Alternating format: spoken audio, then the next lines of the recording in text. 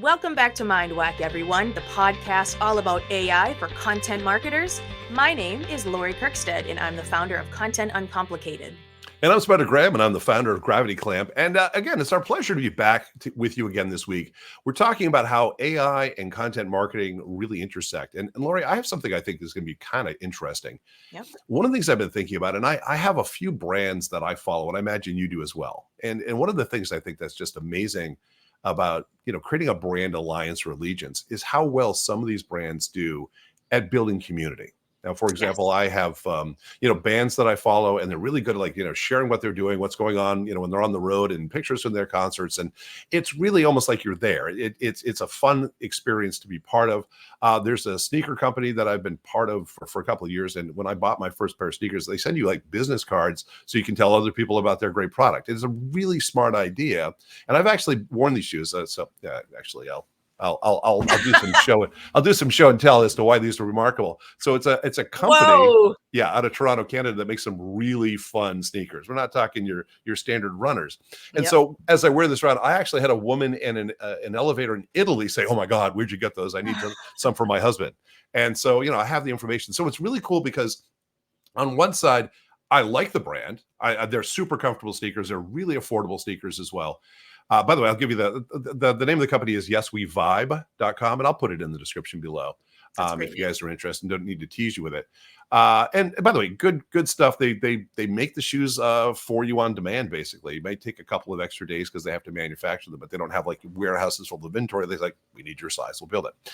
Anyway, the thing is they've created an interesting community and getting people to talk about their brand, because people will stop you from time to time and ask you, where'd you get those amazing sneakers? I quite literally had a woman do the same thing off an airplane recently. Like, those are amazing. Where'd you get those? So it's kind of cool to be able to do that and to be part of something else. Also, I'm part of there's an author whose work I really like, and I started reading his stuff several years ago, and he's built a great online community, and everybody kind of tunes in. But one of the things that they've done, and I'm going to humble brag for a moment, one of the things that they've done with their community is that people who are part of the community end up becoming characters in some of his books. And he's very prolific, so he writes quite a few books. But I will say that there was a book that came out, and again, I'll put the description in the title in the description below. It's a book called Nemesis that came out earlier this year. And the main character of this book is a guy named Spider Graham. Not kidding. Totally not kidding. So kind of a huge honor for me that Jeremy Robinson included me as the main character. I'm a grizzled, tough FBI agent. If you didn't know, by the way, that's me. And I'm trying to save Boston from destruction by a large kaiju. But anyway, that's where we're going. So the thing is it's about the involvement. It's about bringing people in, not saying, "Hey, I'm going to sell you something," but I want you to be part of my family. And by the way, family helps family. So if I write a new book and I tell my family, "Hey, fam, I have a new book out. You want to buy it?" They're like, "Yeah, I want to buy it." Right? Not only do I love your writing, but I'm part of your family. And so this idea of family building or community building, I think, is so powerful for brands.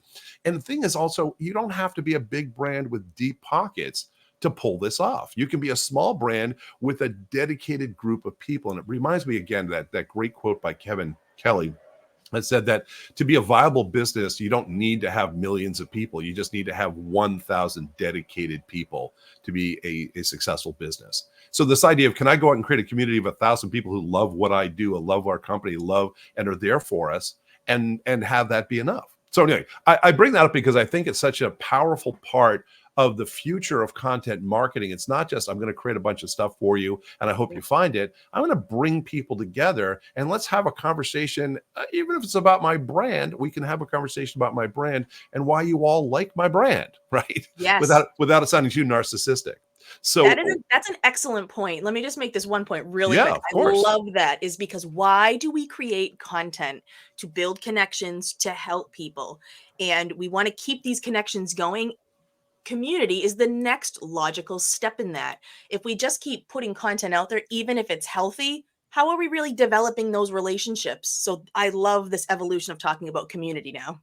Well, and so much of brand marketing was really about getting people to be familiar with your brand, but it was never about the people behind the brand or the company behind the brand or the purposes Mhm. behind the brand or let's say for things like nonprofits, what is our mission? Why are we all doing this? And I think getting people involved emotionally in a brand is a very powerful thing, obviously. But I've often marveled at people who love a brand so much they get a tattoo of the brand on their skin. Yeah. That's affinity right there, kids. I mean, if you get people to say, "Yeah, I love you so much. Here's your logo on me." Yep. But again, this idea of community, and again, we could go into such a rabbit hole here. But the statistics talking about loneliness, especially in the United States, and this idea of being able to bring people together that with a common bond.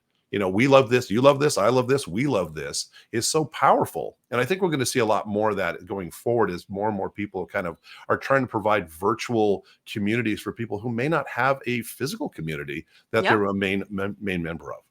I mean, that's a lot of freelance communities. I know with starting our own ventures, when you're What is doing things on freelancing lonely? What is writing what? a book lonely? Yeah. Solopreneurs? Exactly.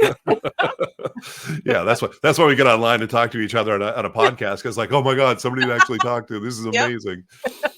Yeah. Now, I want to share a tool that I've been using a little bit, and I know Lori, you're familiar with it, but it's called Perplexity, and Perplexity is not unlike what we might find with ChatGPT, but it does do a little bit different with, especially with citations and when it's finding information to share. But again, this idea of I have an assistant who's going to help me out. So my query is this: I want to be able. I'm in the training business. I help people to understand how technology works. I try to dumb it down and make it as easy to get it into their heads as possible. But as you know, technology can be really challenging. So telling a good story in an engaging and comfortable way is really a big part of what makes technology training work. So I'm saying I'm looking for people that I can talk to about this. So I want to start a community for people who are looking to upskill in areas of marketing and AI tech. That's kind of where we're at, right? And I'm going to ask it to ask me any relevant questions to help me formulate a robust strategy. I'm not just saying, here, do this for me. I'm saying, let's have a conversation. I want you to say, have you thought about this? Have you considered this? Because I may not have. So let me come in here and just punch this through, and let's see what it does for me. So it says to help you formulate a robust strategy for starting a community focus and upscaling. It's good. Why are you doing this? What is the purpose of this community? And again, what a great thing to think about. Like when I ask people to come in and be part of my family, what are they going to get out of it? What is the value proposition? And who are these people? Again, I can be sort of vague, like people who want AI and tech, but I need to know a little bit more about who they are, perhaps the kind of roles they play in businesses, the kinds of things that they want to be able to do with this knowledge going forward, how they can use it to grow careers, businesses, that kind of thing. And again, this idea of what type of content can I provide them to make my community interesting, as opposed to, hey, come on in, we're going to talk about stuff. Come on in. We have a great white paper you're going to find interesting. There's some wonderful podcasts, by the way. If you met Lori, she's incredible. And we're just going to go through this entire thing of why would people want to be part of my family, and maybe we should just use family instead of community, because I think it's an easier thing to kind of wrap your head around of like, I want you to be part of my family. Why should I be part of your family? Oh, let me tell you why, and have some good reasons. And are there tools or are there things that you can use? How are we going to hold people's attention? How are we going to make this interesting so that people want to come back and, come home once in a while? And what does this look like in the future? And by the way, if I came in and said, by the way, I want to monetize this in the future, it could offer me some additional suggestions on how can you bring people together as this community and use this as an opportunity to start selling them additional courses or provide other value add propositions that they'd be willing to pay for. So there's a lot that goes into this. And again, I love being able to have something like this as a tool, not to, go write this for me. I don't really believe that, but let's have a conversation. Help me think this through. So when I sit down and say, all right, I'm going to build a community, I'm not doing it, half-assed. I don't want to do that. Mhm. I want to be able to do it in a way that's going to allow me to say, okay, I really thought through a lot of this, and there's going to be room for evolution, but I don't want to come and go, hey, I think it'd be great to have a community. Let's start a clubhouse, without having any understanding of what the dynamic is. So I know you've had some thoughts in this area as well. What are your considerations here? Absolutely. And I love the way you modeled this, because everyone comes in knowing what they want to do, what they want to sell, what they can provide for people. But when you have this conversation, you can say, all right, well, why? What is the big why behind this? And how am I going to get them to do this? It's not the plan, it's tell me all the considerations. That's a big thing I think people don't necessarily think about. It's It's not put it in and do it for me. Like you said, it's help me get there. Show me the framework, show me the things to consider, give me something to react to as the human. But you, tech, take all of this manual work that I would need to do in the background by looking best practices here and looking at this case study. Just tell me so that I can apply me to that. And the Right. thing I would Oh, go go ahead. ahead. Well, I guess the thing I would just say also about you had mentioned, and here is some really great content. Again, I caution people, don't slide into the random acts of content just because it's saying here's what you can produce for your community. Relating back to everything else, it's this particular person's part of my community. This is why they're part of the community. The vehicles of how we're going to do this, that's going to relate to the type of content you give out. So that's just a word of caution. No, and I think you're right. I was going to mention that, one of the things you can do with a model like this, of course, from a content development standpoint, it's almost like if you had an editorial calendar that you were planning on, we're going to talk about this content during Yes. this week. The ability to use this as a way to generate really quick and easy to apply social media content. Let's get this posted to Twitter or X this week. Let's get it this, on Facebook, whatever we're doing. We could do an awful lot here. We could actually have this generating, hey, share with your community this stuff and this stuff and this stuff, which I think is fantastic. But to your point, we don't want to create filler. We don't want to just push crap out there because we want to be able to have a presence. It's almost like you're standing on the street corner and you're just blathering about nonsensical. The UFOs are coming. Eventually, Yep. people are just going to ignore you. You're loud and you're boisterous and you're out there, but you don't have anything of value to say. So if you have something that you can really share with this community, and again, think about it from I look at a lot of what we do in modern marketing, almost like creating friendships. Yes. If you met somebody at a party and you had a conversation, first of all, whenever two people meet, there's an information exchange, right? Like, who are you? How are you?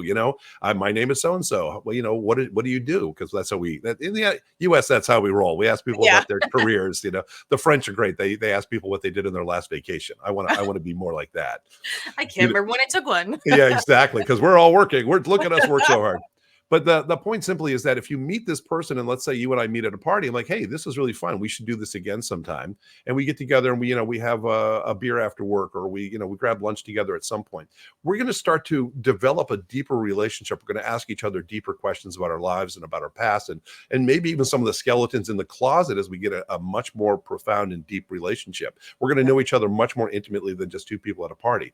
And I think that's part of what a community really is. We don't have to I don't have to ask everybody with their childhood traumas, but I'm saying I want people to feel that they're seen and that they're understood and that they're known as part of my community, not just hey, we got stuff, you might want to buy it.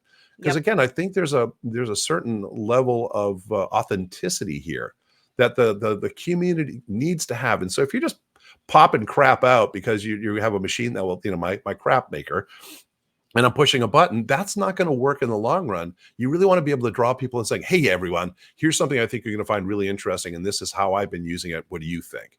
And use it as an opportunity to start conversations about your brand. Use it as an opportunity for members of the community to talk to one another, to network, to get to meet one another. Because I think that's also a huge part of the community. It's not just, hey, come talk about my brand with me, but you're all together. Why don't we meet? Why don't you guys have some sidebars on things and become friends? Yeah. And if you want to make sure you're dishing up the most relevant, helpful content, I liken it back to any company that's producing content. There's the strategic side of it and also the production side of it. And people forget, like, this needs to get done and people need to write it, review it, all that stuff. So in my previous roles, when we were planning, that was a consideration. It's like, we only have this many people in-house. We only have budget for this agency. So it kind of is like, all right, well, we can only produce this many number of pieces. So now what I worry about is with AI, they're like, well, we can get this done for cheaper. We can crank it out, crank it out. But number one, that's proliferation of just kind of low quality content like we had talked about. So Right. that's not great. But then also too, we're neglecting the strategic side relating to your community.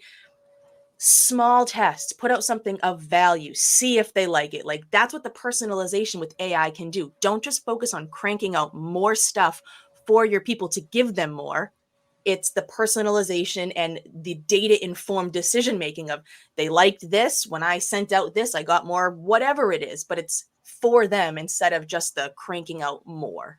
No, and I think you're right. It likens back to when Facebook was really kind of growing, and the number of people who just post pictures of their food. Like, okay, I thank remember you. that. Oh, you're having a grilled cheese sandwich. That's great. But I can't do anything with that information if I'm being honest. You put something out there, good for you, but this is not really a conversation, starter for me. Yep. And I get the look, what I'm eating, it's yummy. But that's not really a conversation. so Yep. so Hey, yeah, well, that gets great. back to the audience, right? If it's Yeah. like, here's just about me, it's like, who are you talking to? Well, again, if it's like, here's how to make the most amazing grilled cheese sandwich in the world and the recipe to follow, then yeah, I want to see the picture. But if it's like, I'm having lunch, like good for you. I've had lunch Great. before too. It's amazing. Yeah. So yeah, make the content count. But again, I like this idea of making it about the people that we're talking to and inclusive of the people we're talking to and make it, I think what we're really talking about, Lori, with community is generating an experience. We're giving people a Absolutely. place that they can go to that they can have a consistent experience with friends. It is a clubhouse if you do it right. And even if you're talking about something that's a very serious topic, I mean, the number of things. I have a friend who works on hospice care.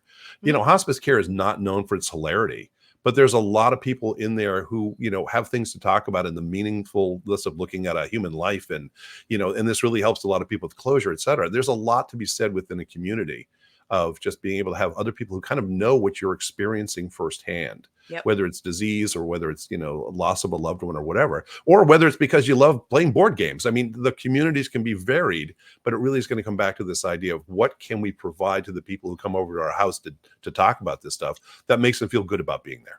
Yep. Well, we are built for community, but communities aren't built on their own. Right. No, Mhm. that's what a great way to put it. Yeah, there's no magic community, but like, hey, everyone, let's get together. We'll talk. Yeah. We still have to have some guidelines as to what this community is about while we talk about it.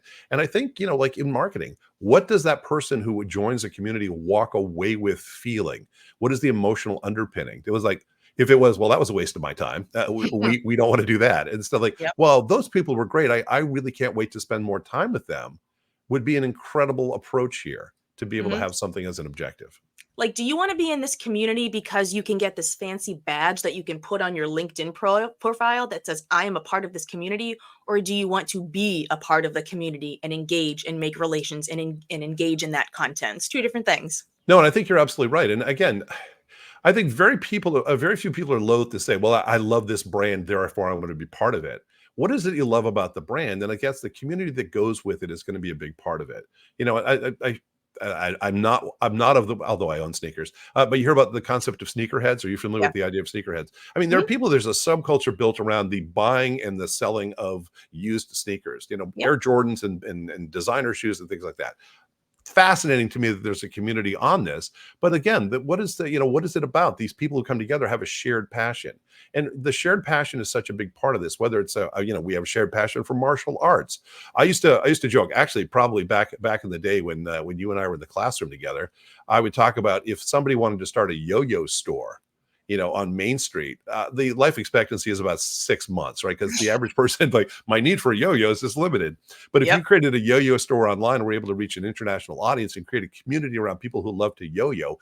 And there are people out there. If you go to YouTube sometime and look up yo-yo championships, you will find people on a stage doing yo-yo tricks to try to win first prize. And that they run these every year. Right? Not my world. Fascinating to me. But again, the people for whom this is amazing are game players. There's a great, I don't know if it's still out there. Netflix had a documentary on speed cubers, people who solve the Rubik's Ooh, cube really yes. quickly.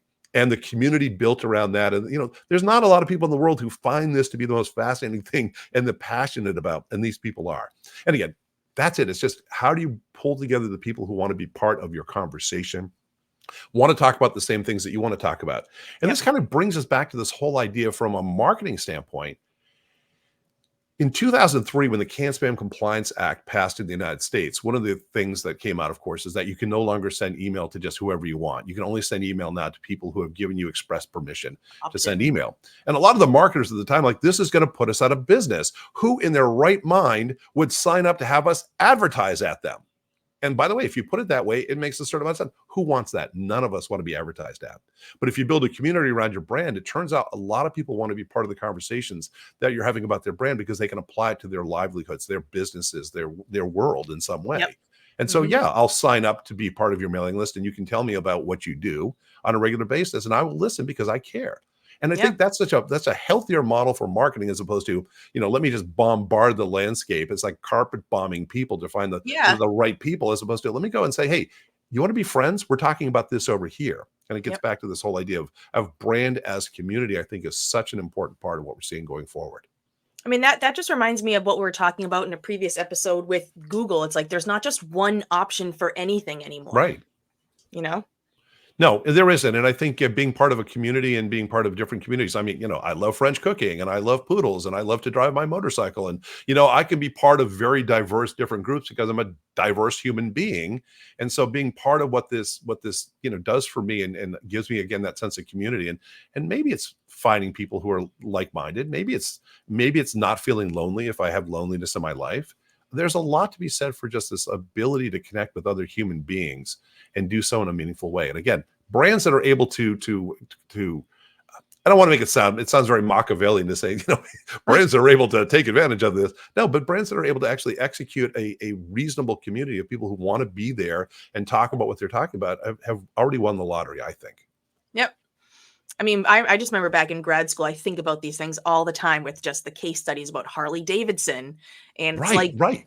yeah, people love Harleys, even if they've never ridden a hog in their life. It's like, I'm a Harley man now, you know? Right, exactly. Apple computers had the same kind Mhm. of thing. People just absolutely love Apple computer and Apple products, and you see this. And there are brands also that have always just been on the other side of things. I would always ask my graduate students, like, does anybody here have a brand they will never ever use again in their lives? And every hand would go up, like, all right, I want to hear your story, share the pain.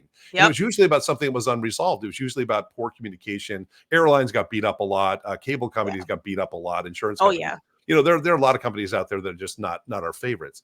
But again, any company that knows how to do it right, like airlines, there are plenty of airlines out there that try to create good community. JetBlue is a company that comes to mind that for years has been doing great things with their social media and kind of bringing people together and making it a much more fun experience. Because at the end of the day, being on an airplane is rarely anyone's idea that this will be fun.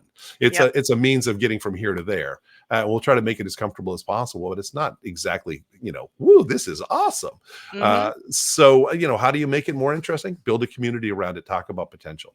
Anyway, And how do you make that community good? Use AI to get to the information you need as fast as possible and cut the fluff and use it to your benefit. well, exactly. And I think AI can also be in this case used to not only cut the fluff, but to get to the topic areas that your community wants to talk about. And if you're the community manager, you're not everybody in your community. You may have an opinion on what people want, but you don't know what they necessarily want. So having a tool like AI to say, here's a perspective you may not have thought of, like, oh, let's put that out there and Yep. see if it appeals to certain people. That's again, I think AI prototyping tools are one of the most powerful things because I don't know what I don't know. Yep. And if I can have somebody provide me with a little bit more insight, then I'm gonna take advantage of that because at least I think to be a marketer today, you have to be a little bit humbled to also assume that there are things that you're not going to understand about your market.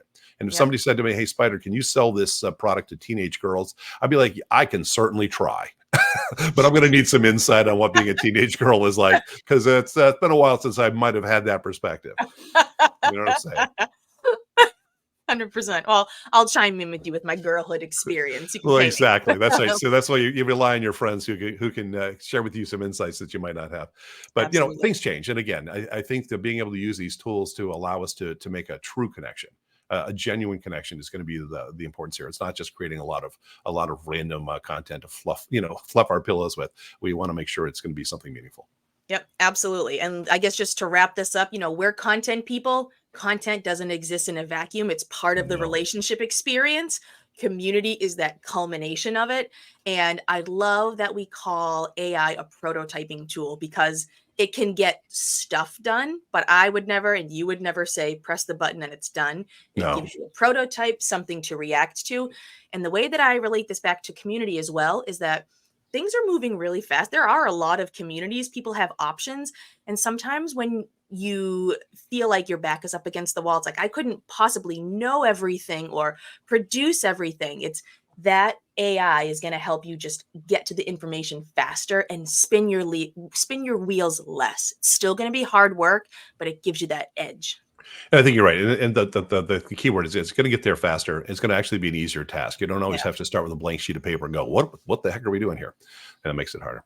Well, Lori, we're at time for today, but as always, glorious conversation it is to hang out with you and talk about AI and content Agree. marketing. And for the folks who are watching, if you like what we're doing here, and I hope you do, we want to start our own community and would love you to join us. By the way, we're posting these videos on YouTube, but if you want to connect with us in various ways, you can certainly hit the subscribe button and we'll let you know when the new videos pop down here and other channels that we're getting out to. But anyway, this is what we have for you this week. Again, thanks so much for your time and attention. Thanks to Lori again for just being an awesome human being.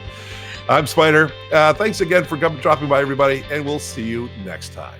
See you later, everybody.